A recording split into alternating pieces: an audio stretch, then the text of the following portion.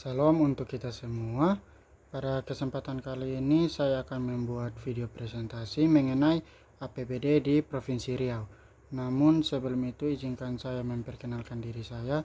Saya Eliasar Imelam Tiran dengan NIM 22410127, asal Universitas Kristen Artawacana, kelas D, dengan mata kuliah Manajemen Keuangan Daerah, dan dosen pengampu Ibu Juliet G. Jaratari SEMM.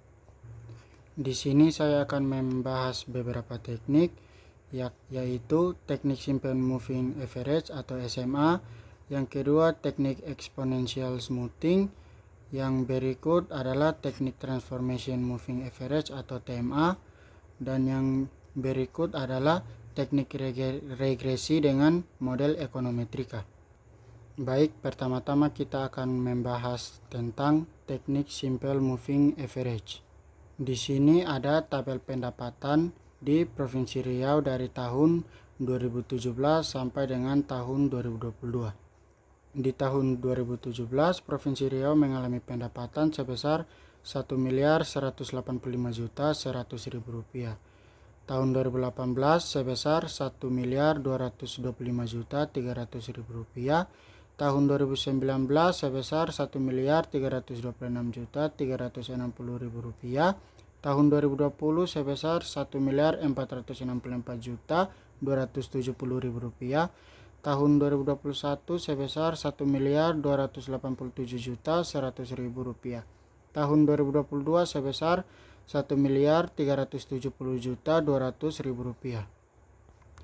Teknik Simple Moving Average ini memiliki rumus, yakni pendapatan rata-rata total KN sama dengan total pendapatan tahun KN sebelumnya dibagi dengan jumlah rata-rata KN sama dengan Rp1.464.270.000 ditambah Rp1.287.100.000 ditambah Rp1.370.200.000 dibagi dengan 3, karena saya mengambil 3 tahun terakhir, sama dengan Rp1.373.856.000 sekian.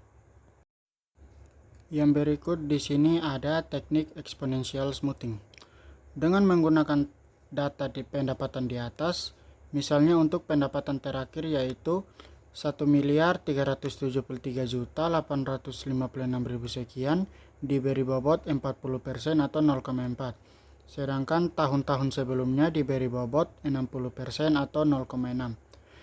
Pendapatan rata-rata untuk 3 tahun sebelumnya yaitu Rp1.326.360.000 ditambah Rp1.464.270.000 ditambah Rp1.287.000 dibagi dengan 3 sama dengan Rp1.359.243.000 sekian.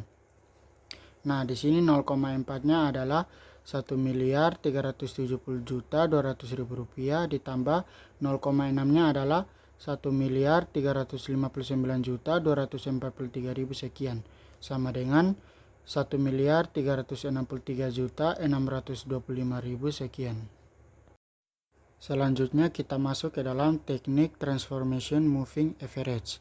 Namun sebelum itu saya mohon maaf karena pendapatan di tahun 2022 itu sebenarnya sebesar Rp1.370.200.000, tapi di situ tercantum Rp1.330.200.000. Nah, di tahun 2017 tidak mengalami perubahan, dan di tahun berikutnya yaitu tahun 2018 mengalami perubahan sebesar Rp40.200.000, 2019 Rp101.060.000, 2020 Rp137.910.000, 2021 Rp177.170.000, 2022 Rp9.916.900.000.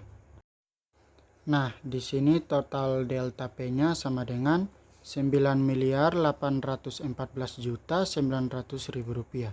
Rata-rata delta P-nya sama dengan 9.814.900.000 dibagi dengan 3 sama dengan 3.271.633.000 sekian. Nah, berdasarkan perhitungan perubahan pendapatan dari tahun 2017 sampai dengan tahun 2022, maka prediksi pendapatan tahun 2023 dengan teknik TMA adalah prediksi pendapatan tahun 2023 sama dengan pendapatan tahun 2022 ditambah rata-rata delta P sama dengan 1.370.200.000 rupiah ditambah 3.271.633.000 sekian sama dengan 4.641.833.000 sekian. Nah, selanjutnya kita masuk ke teknik regresi dengan model ekonometrika.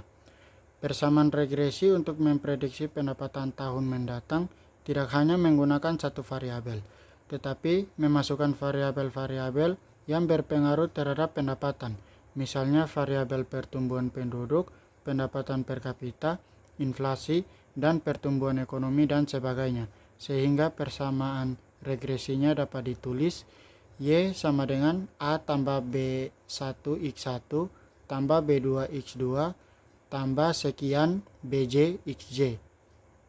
Y sama dengan pendapatan tahun 2022 ditambah jumlah penduduk ditambah pendapatan per kapita ditambah pertumbuhan ekonomi ditambah dengan inflasi sama dengan 1.370.200.000 rupiah ditambah jumlah penduduk sebesar 6.614.384 jiwa ditambah pendapatan per kapita yaitu 0,0455 ditambah pertumbuhan ekonomi yaitu 0,03 dan inflasi sebesar 141,68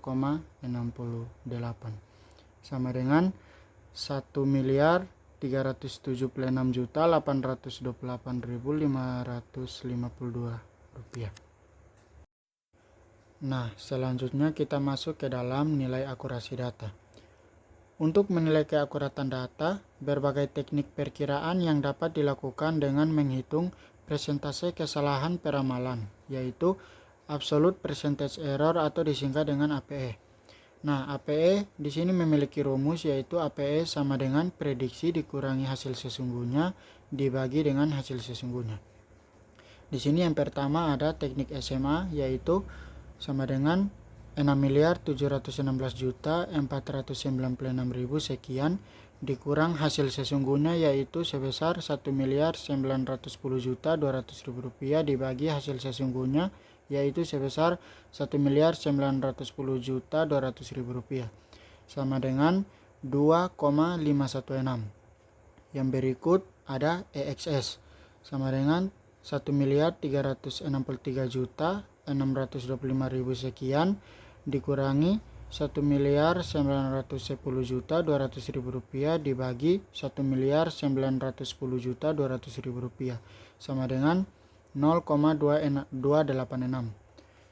Yang berikut ada TMA sama dengan 4.641.833.000 sekian dikurangi 1.910.200.000 rupiah dibagi 1.910.200.000 rupiah sama dengan 0,268. Dan yang berikut ekonometrika sama dengan 1.376.828.552 dikurangi 1.910.200.000 rupiah dikurangi 1.910.200.000 rupiah sama dengan 0,279. Nah, dengan demikian dari hasil perhitungan APE di sini dapat dilihat bahwa teknik perkiraan yang akurat adalah TMA dengan nilai APE sama dengan 0,268 atau 26,8%. Karena di sini semakin kecil nilai APE-nya, maka semakin akurat hasil prediksi yang dilakukan. Nah, yang berikut dalam menetapkan asumsi anggaran dan memprediksi pendapatan di Provinsi Riau, Terdapat beberapa faktor yang perlu dipertimbangkan oleh pemerintah, antara lain pertumbuhan ekonomi. Fluktuasi dalam pertumbuhan ekonomi dapat berdampak pada pendapatan daerah. Proyeksi yang tidak akurat tentang pertumbuhan ekonomi dapat menyebabkan ketidaksesuaian antara pendapatan yang diprediksi dan yang sebenarnya terjadi. Yang berikut, sektor ekonomi unggulan. Riau memiliki sektor ekonomi utama seperti perkebunan, pertambangan, dan industri yang dapat sangat mempengaruhi pendapatan daerah. Perubahan kebijakan, harga komoditas, atau kondisi pasar global dapat berdampak signifikan terhadap pendapatan daerah.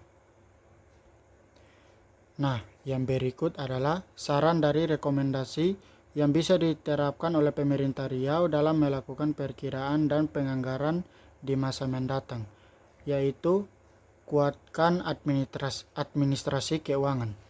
Tingkatkan kemampuan administrasi keuangan daerah untuk mengelola pajak dan pendapatan daerah dengan lebih efisien dan transparan. Yang berikut, perbaiki infrastruktur. Tingkatkan infrastruktur daerah untuk mendukung pertumbuhan ekonomi dan aksesibilitas ke daerah-daerah potensial sehingga dapat meningkatkan pendapatan daerah. Baik, sekian video presentasi saya. Jika ada kesalahpahaman mohon dimaafkan. Sekian dan terima kasih.